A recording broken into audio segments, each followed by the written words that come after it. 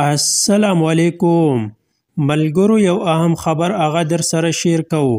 د پاکستان تحریک انصاف کوم وزیر اعلی چې دی په خیبر پښتونخوا کې هغې په پښتو فلمونو باندې پابندي لګولې ده. دا فیصله چې کوم ده نن هغې کلې ده او د دې د سببه یې کلې ده چې آیا په پښتنو کې چې کوم غیرت دی نو د هغې خلاف دا فلمونه روان دي. نو د هغې له سببه چې کوم دی د پښتنو په فلمونو باندې هغه پابندي لګولې شوې ده. زیات تر کم انکران چې دي د دې نه علاوه د سټیج ډرامو کم فنکاران چې دي که تاسو هغه وګورئ د هغې کم پرفارمنس چې په سټیج وګورئ نو په هغې کې ښکاره کمه فحاشي چې ده هغه روانه وي. نو کم امین ګنډاپور چې دا فیصله کلې ده دې ته خلک په کم نظر باندې ګوري.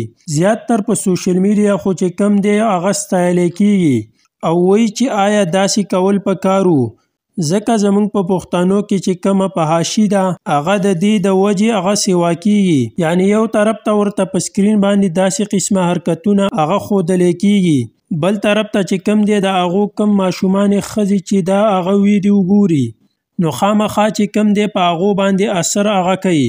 نو دغه کومه فیصله چې شوې ده نو دا ستاسو په نظر کې څنګه فیصله ده کمنټس وکئ.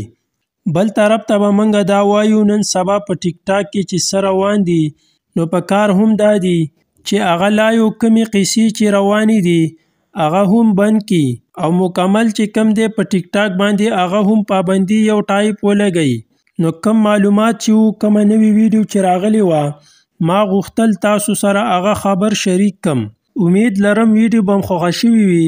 که ویډیو م خوښه شوي وي ویډیو لایک کړئ او که زموږ په چینل نوي وي چینل ورسره سبسکرایب کړئ د داسې نورو ویډیوګانو دپاره.